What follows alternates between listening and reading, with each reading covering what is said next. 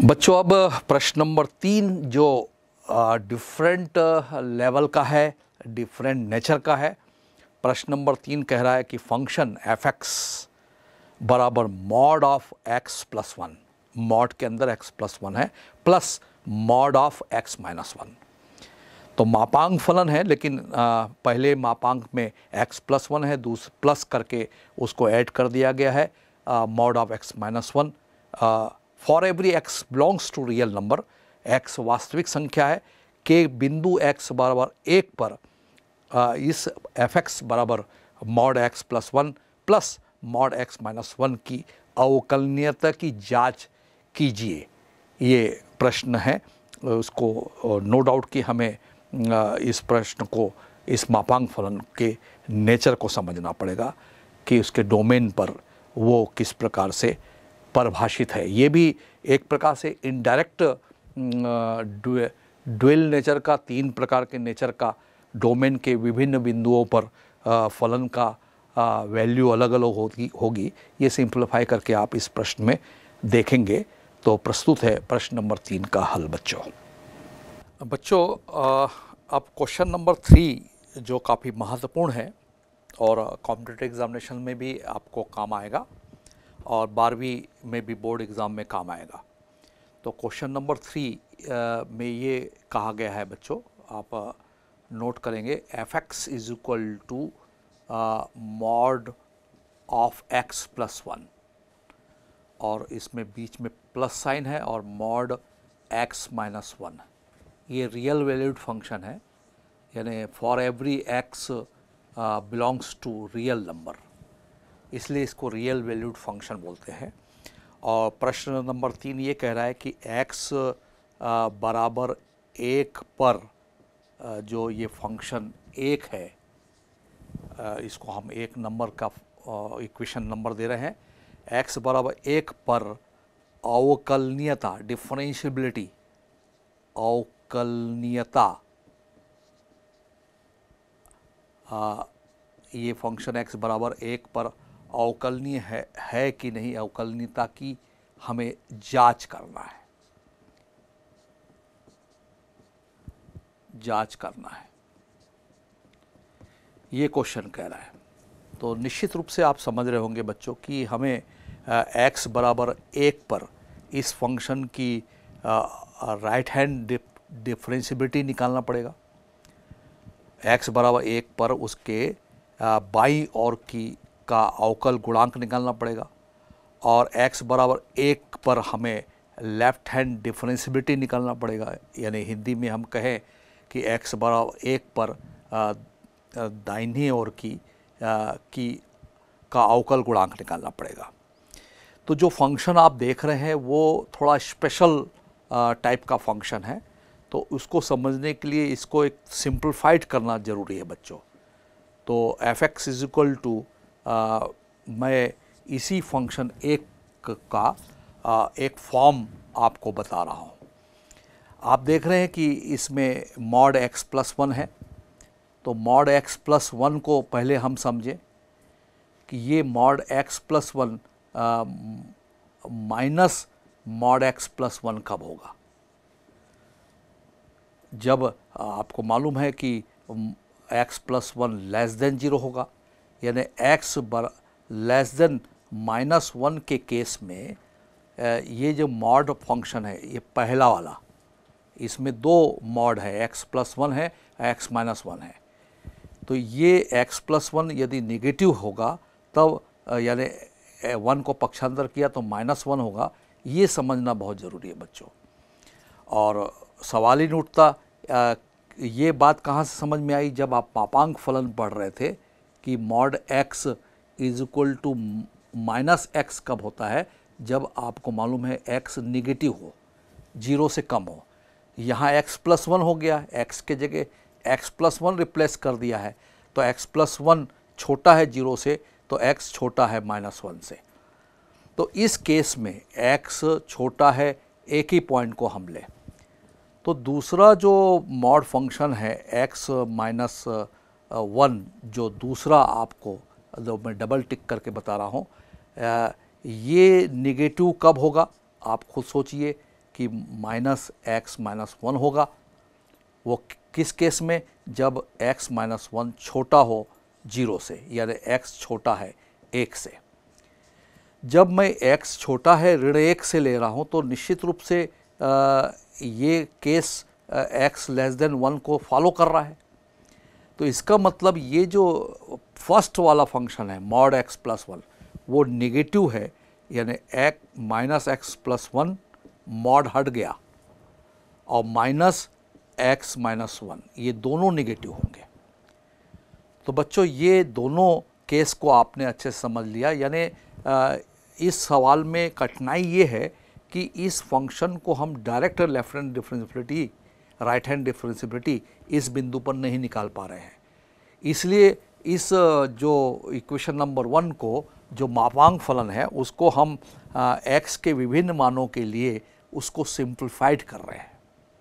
तो पहला सिंप्लीफिकेशन आपको समझ में आ गया कि x less then minus one के केस में ये दोनों mod x plus one negative है और mod x minus one negative है। अब दूसरा केस हम लें कि यदि x की वैल्यू माइनस वन से ज़्यादा हो जाए और इक्वल भी हो जाए, ये भी ले लें, और 1 से कम हो जाए, एक केस ये समझ में आ रहा है। तो ये जो बात है कि x less then minus one है, अब हम ले रहे हैं कि x जो है, ये देखिए x जो है वो 1 से बड़ा है, माइनस वन से बड़ा है। तो इस केस में जो फर्स्ट टिक है तो मॉड जो x प्लस वन है वो निश्चित रूप से पॉजिटिव होगा, x प्लस वन ही होगा। और x लेस देन वन के केस में, x लेस देन वन के केस में मॉड x जो डबल टिक वाला है वो निगेटिव होगा। इसका मतलब ये जो मॉड x प्लस वन है माइनस वन से x ग्रेटर है, इसलिए ये पॉजिटिव होगा मॉड x प्लस वन। और बच्चों ये ध्यान दें कि मॉड x माइनस वन देखिए आप लेस देन वन है, यहाँ भी लेस देन वन दिख रहा है। ये वाला केस लेके चल रहा हूँ, x का मान 1 से कम है, तो 1 से कम में ये जो डबल टिक यानी मॉड x माइनस वन वो निगेटिव होगा। ये जब तक आप नहीं समझेंगे, इस फंक्शन को सिंप्लीफाइड नहीं कर पाएंगे, तब आप इसकी left hand differentiability, right hand differentiability नहीं निकाल पाएंगे। अब दूसरा केस ले लें हम कि x greater than or equal to one, यानी x 1 से बड़ा हो, x 1 से बड़ा हो या इक्वल हो। तो आप ये जो फंक्शन है, पहला वाला फंक्शन जो फर्स्ट टिक किया है मैंने, वो मॉड x प्लस वन जो होगा वो पॉजिटिव होगा, x प्लस वन पॉजिटिव होगा। और x ग्रेटर देन वन के केस में यानी मॉड x माइनस वन, ये डबल टिक फंक्शन एक पर ही ध्यान दीजिए कि mod of x minus one जो फंक्शन दिखाई दे रहा है वो इस केस में पॉजिटिव x माइनस वन होगा। आप देखिए कि x minus one greater than zero के केस में ऐसा होगा, या इक्वल के केस में भी बोल दें। तो x ग्रेटर देन और इक्वल टू के वन के केस में mod x minus one positive है, यानी दोनों माप mod of x plus one भी पॉजिटिव होगा, और जो डबल टिक है mod of x minus one वो भी पॉजिटिव होगा। ये यदि आपने सही तरीके से समझ लिया, जो बाजू में मैंने आपको करके दिखाया है कि इसमें दो प्रकार के मापांक फलन है। आप ये डेफिनेशन तो जानते हैं, मूल आधार यही है बच्चों कि mod x equal to minus x होगा और mod x is equal to x कब होगा, जब x ग्रेटर देन जीरो हो। ये देखिए ग्रेटर देन जीरो वाली बात यहाँ भी है, यहाँ x के जगह x माइनस वन हो गया है। तो इसको आप जो बाजू में मैंने समझाया है, यदि ये सिंप्लीफिकेशन फंक्शन का आप समझ जाते हैं तो सवाल को बड़े आसानी से आप हल कर पाएंगे। अब हम इसको और सिंप्लीफाइड करके देखते हैं। F x is equal to आपको दिखाई दे रहा है, ये माइनस सामने है तो माइनस एक्स माइनस वन आ गया ये, और ये माइनस एक्स है, माइनस माइनस प्लस वन है। ये किस केस में है? यदि x less then minus one हो। और ये प्लस सामने है, देखिए तो x प्लस वन, ये मॉड x प्लस वन की वैल्यू है शुरू में, ये मॉड x माइनस वन की वैल्यू है इस सीमाओं में। तो ये सामने माइनस है तो ये माइनस x ये प्लस वन हो जाएगा यदि हम ये कहें कि माइनस वन से x बड़ा है या बराबर है और 1 से छोटा है। और ये दोनों mod function x plus one mod x minus one की वैल्यू दोनों में प्लस है। किस केस में? यदि x greater than or equal to one हो। ये सामने प्लस है तो x प्लस वन होगा, जो मॉड x प्लस वन की वैल्यू है x greater than or equal to one के केस में। बार बार इस पर मैं कॉन्सेंट्रेट हो रहा हूँ। इस फंक्शन को इस फॉर्म में सिंप्लीफाइड किए बगैर हम राइट हैंड डेरिवेटिव और लेफ्ट हैंड डेरिवेटिव नहीं निकाल पाएंगे। और सामने प्लस है तो ये प्लस और माइनस वन। तो आपको दिखाई दे रहा है कि इसमें ये दोनों plus one minus one cut जाएंगे, इसमें x और x कट जाएंगे, इसमें प्लस वन और माइनस वन कट जाएंगे। तो इस फंक्शन का सिंपलेस्ट फॉर्म, सरलतम रूप जो सीमाओं से बंधा हुआ हमको नज़र आ रहा है वो है माइनस टू एक्स। कब? यदि x का मान 1 से माइनस वन से कम हो। इस केस में माइनस वन से कम होने पर ये दोनों फंक्शन निगेटिव थे, दोनों मापांक निगेटिव थे। और दूसरा जो केस आपको नज़र आ रहा है ये वाला, माइनस वन से x की वैल्यू बराबर है या बड़ी है और 1 से छोटी है, तो उस केस में आप देख रहे थे कि ये जो मॉड x प्लस वन है ये प्लस है और ये जो है माइनस होगा। तो उसको सिंप्लीफाई करके हमको इसकी वैल्यू कांस्टेंट फंक्शन 2 f(x) बराबर 2 यानी y बराबर 2, ये कांस्टेंट फंक्शन नज़र आ रहा है इस सीमा में, इस लिमिट में। x के इस मान पर फंक्शन का मान 2 मिल रहा है। और यदि x greater than or equal to one है तो नो डाउट कि ये भी पॉजिटिव होगा, ये भी पॉजिटिव होगा। ये देखिए मॉड x प्लस वन की जगह प्लस लिखा है और मॉड x माइनस वन की जगह प्लस लिखा है। बाजू में मैंने आपको समझाया है कि मॉड x प्लस वन भी प्लस है। कब? जब x greater than or equal to 0 हो। तो इस केस में हमको फंक्शन की जो वैल्यू मिल रही है वो माइनस टू एक्स ना मिल के x 2x मिल रही है। तो ये जो बच्चों आपको जो अब फाइनली नज़र आ रहा है, इसको हम इक्वेशन 2 हम कह दें।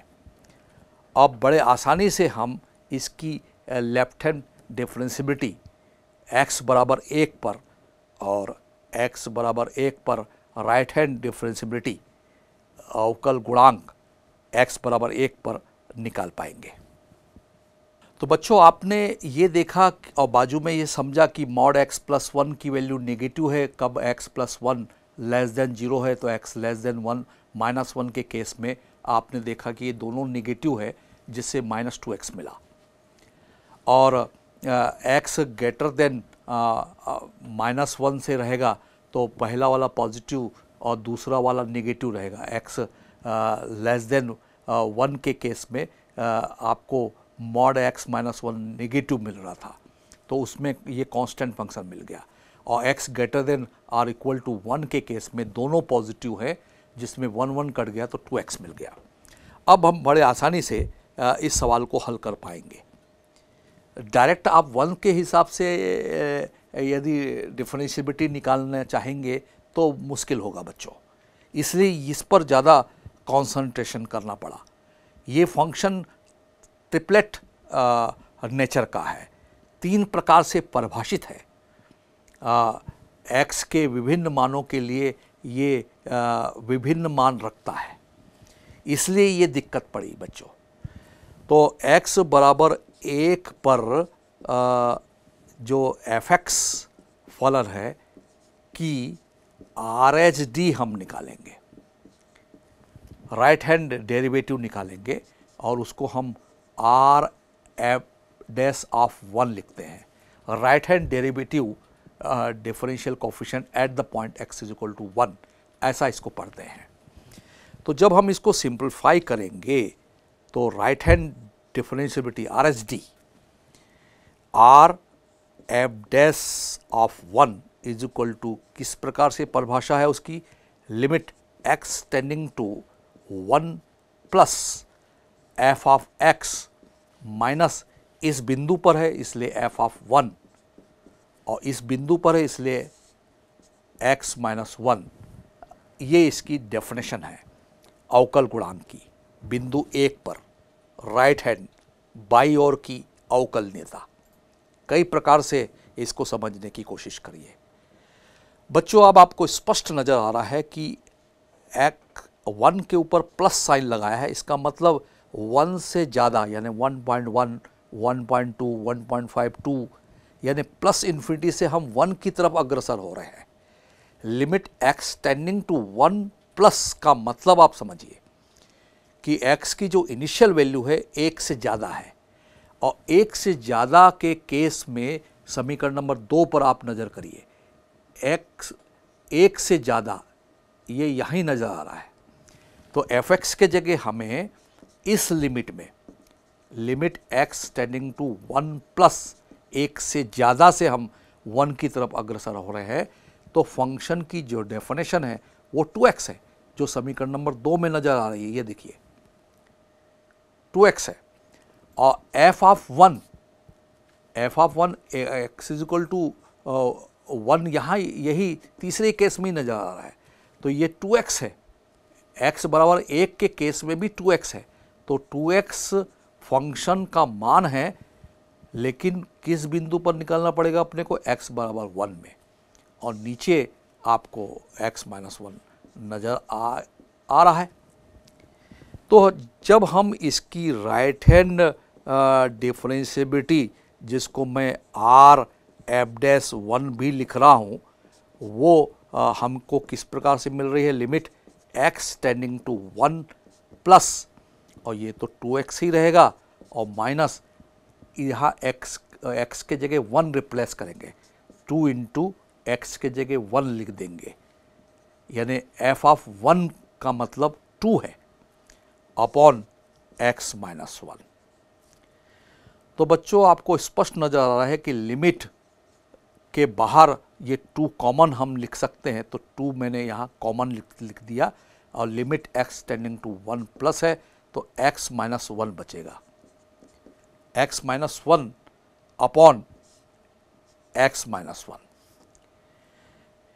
ये दोनों कैंसिल हो जाएंगे, तो जो हमको आर एच डी मिल रहा है, right hand differentiability at the point x is equal to 1, R F dash 1 इसको हम कह रहे हैं। तो इसका सिंप्लीफिकेशन, ये 2 कॉमन निकलकर लिमिट के बाहर हो गया वो, तो 2 limit x tending to 1 plus हमें दिखाई दे रहा है, और ये 1 है। तो इसमें कोई शक नहीं कि अगला जो सिंप्लीफिकेशन आर एस डी का मिल रहा है हमें, R F dash 1 is equal to 2, इसकी लिमिट 1 आएगी, और ये इसका आंसर 2 है। तो जिसको हम आर एस डी, हाँ समीकरण नंबर हम इसको 3 कह दें। तो बच्चों इस प्रकार से आपने देखा कि इसकी जो दाहिने ओर की बाई ओर की जो डिफरेंशिएबिलिटी है x बराबर 1 पर, उसका मान आपको 2 नज़र आ रहा है। अब हम इसकी x बराबर 1 पर f(x) की LHD लेफ्ट हैंड दाहिनी ओर की डिफरेंशिएबिलिटी देखेंगे, जिसको हम L एफ डैश 1 कह सकते हैं, एफ डैश ऑफ 1। तो जब आपको ये पूरी तरह से समझ में आ गया तो बड़े आसानी से इसकी डेफिनेशन हम कहेंगे, LHD सिंप्लीफाई होके हमको मिल रहा है L F dash of 1 is equal to limit x tending to 1 minus, 1 के ऊपर माइनस का साइन लगाएंगे, और F x minus F of 1 upon x minus 1। अब इसको समझिए, जैसे आपने 1 के ऊपर प्लस समझा, 1 के ऊपर प्लस साइन का मतलब है 1 से ज़्यादा, 1 से ज़्यादा 1.1। यहाँ 1 के ऊपर माइनस साइन है, मतलब 1 से कम 0.9, 0.8 भी हो सकता है। यानी माइनस इन्फिनिटी से हम 1 की तरफ अग्रसर हो रहे हैं, यानी 1 से कम है इनिशियल वैल्यू। और 1 से कम के केस में समीकरण नंबर 2 में आप नज़र डालेंगे तो 1 से कम यहाँ नज़र आ रहा है, तो फंक्शन की जो डेफिनेशन है वो 2 है। इस लिमिट में x टेंडिंग टू 1 माइनस की लिमिट में फंक्शन की वैल्यू 2 है, और f ऑफ 1 तो पुराना जैसा ही है, f x is equal to 1 में 2x है, 2x का मान x बराबर 1 पर 2 ही नज़र आ रहा था, तो यहाँ हम डायरेक्ट 2 लिख सकते हैं, अपॉन नीचे x माइनस 1 है। ये दोनों कैंसिल हो गए, तो हमें ये पता लग रहा है, इसको सिंप्लीफाई करेंगे तो LSD जो है वो हमको मिल रहा है लिमिट x टेंडिंग टू 1 के ऊपर minus sign 0 upon x minus 1। अब आपको मालूम है कि जब हम इसको सिंप्लीफाई करते हैं तो x इज इक्वल टू हम 1 माइनस h मानते हैं, माना। यहाँ आवश्यकता नहीं पड़ी क्योंकि ये कांस्टेंट हो गया, तो लिमिट सिंप्लीफाइड करने के लिए हमें हालांकि x बराबर 1 प्लस h मानना चाहिए था, तो रिज़ल्ट वही आता। लेकिन यहाँ पर चूँकि x कैंसिल नहीं हुआ है, इसलिए x का मान 1 के ऊपर माइनस साइन है, इसलिए x बराबर 1 माइनस h मानना पड़ेगा। और चूँकि आपको स्पष्ट नज़र आ रहा है कि limit x tending to 1 minus left hand है, तो इसका मतलब limit h tending to 0 plus होगा। ये साइड में आपने समझ लिया। तो इस लिमिट को थोड़ा सा हम और सिंप्लीफाई करें तो हमको लेफ्ट हैंड डेरिवेटिव, जिसको हम एल एफ डैश 1 लिख रहे हैं, और इसको पढ़ते कैसे हैं, left hand differential coefficient at the point x is equal to 1। दाहिने ओर की अवकल गुणांक x बराबर 1 बिंदु पर, ऐसा हिंदी में पढ़ते हैं।